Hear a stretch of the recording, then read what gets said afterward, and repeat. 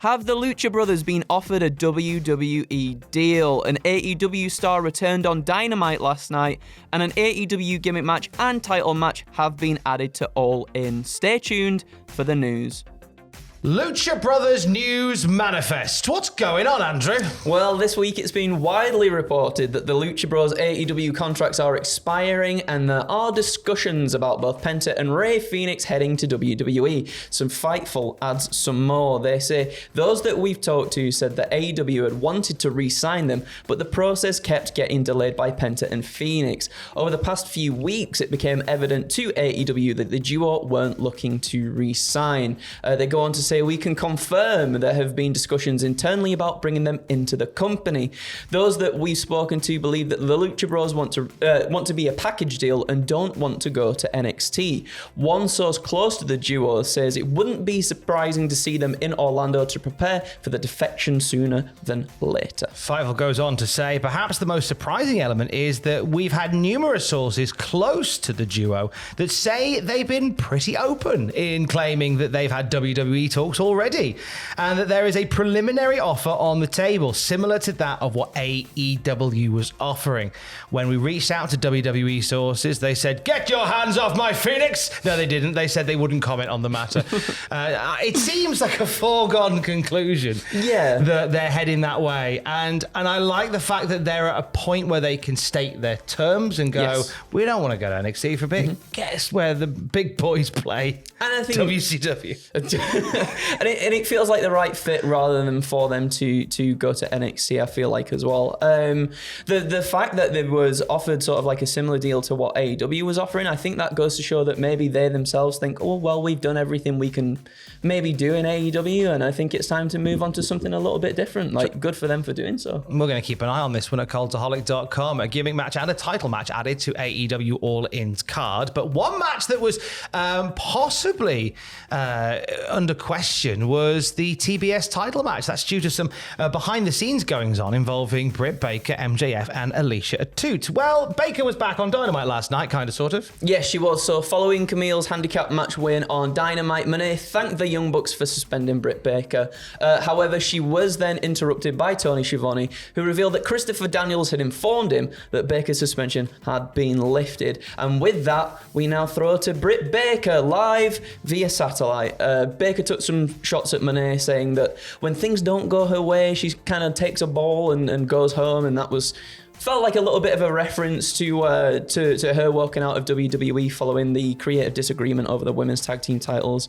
Baker said she has 7 days to think about what she's going to do when she gets her hands on Monet next week. And it all comes after Baker was legitimately suspended, according to reports, following, as we say, that aforementioned backstage reaction. They kind of spun this into a storyline thing with her being suspended by the Bucks for what she did, courtesy of Mercedes Moné. They've kind of spun this a little bit, and she's back next week in time for All In.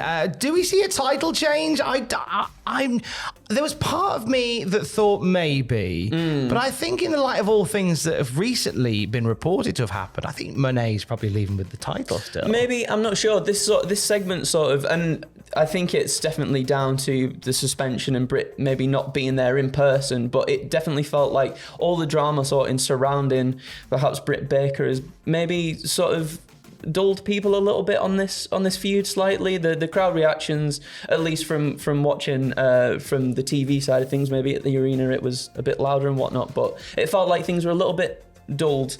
It could easily be a sound issue. And then hopefully though, if she's returning next week to build up to All In, things start to pick up a little bit more for it as well. Yeah, I think we'll keep an eye on that one. Once Dynamite went off the air, we had reports coming in of a backstage incident that took place. We got video footage of it shortly afterwards, which was Jeff Jarrett being interviewed after his banger of a match with Bryan Danielson. Good on you, best friend. And he was attacked by Hangman Page. Jay Lethal and Sanjay Dutt did come to the aid of Jeff, but he was in a bad old way after Paige jumped him after that heck of a match with Danielson. And as all this is going on, and as officials are trying to separate Hangman and the total non-stop arseholes, you've then got Tony Storm and Mariah May that sort of brawl into shot. Yeah. And they're tearing strips off each other, and they're being pulled apart. I thought this was really fun. Just two different feuds just merging in backstage chaos. Yes, and it feels like perhaps maybe what you've been pushing for a little while could maybe happen. Have I been pushing? I think I've been fairly quiet on the matter. Yeah, I think you've been fairly quiet on the matter. Have I booked another match? You might have booked, All In? You might be the unofficial booker now for AEW All In twice in a row. Chef Campbell reporting for duty. Yes, Chef. Oh, I mean, obviously Mariah May and Toni Storm are on a collision course for the women's title at All In. This has got to give us Jarrett and Hangman Page. Tony Khan, you coward! I have a feeling we're getting there. You can't call them total non-stop arseholes anymore, though. If he's been a good boy, that's true. You have to come up with a new name. No, they never got a name though, so I think until they get that together, I might just still call them total non-stop arseholes. Okay. But Tony Khan even tweeted and said that happened right next to me. He tweeted that he was around the ring as all that was going on. So Tony, you saw it front and centre, you coward. Book Jarrett versus Hangman Page. Make Wembley Stadium the stage. Also, we have got some other stuff definitely confirmed for All In. Yes, so as announced on Dynamite last night, the Casino Gauntlet match actually returns at AEW All In, and the winner of that match will then earn a future AEW World Title match, but no participants have been announced thus far. Am I pushing my luck as Chef Campbell to suggest somebody for the Casino Gauntlet? Go on. Life is a mystery. Madonna.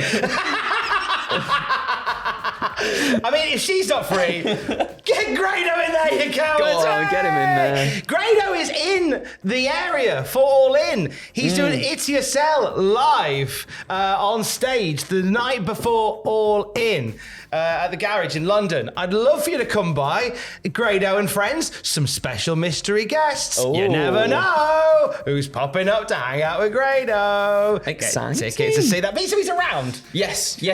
However, that is not the only thing as well. The Patriarchy will defend their AEW World Trios titles at All In as well against either the Bang Bang Gang or the House of Black. An eliminator match will take place on Saturday on Collision to determine the challengers. A match that will be officiated by the daddy man himself, Christian Cage. That feels like a recipe for shenanigans there. That, to me, thinks that it's going to roll over to a triple trios tag team thing at All In, which will be nice as well. That'll be a fun time. Absolutely. For All In shaping up very nicely indeed. We're only a couple of weeks, like just over 2 weeks away now. Yeah, we are, aren't we? Oh my God, gotta go to London in a minute.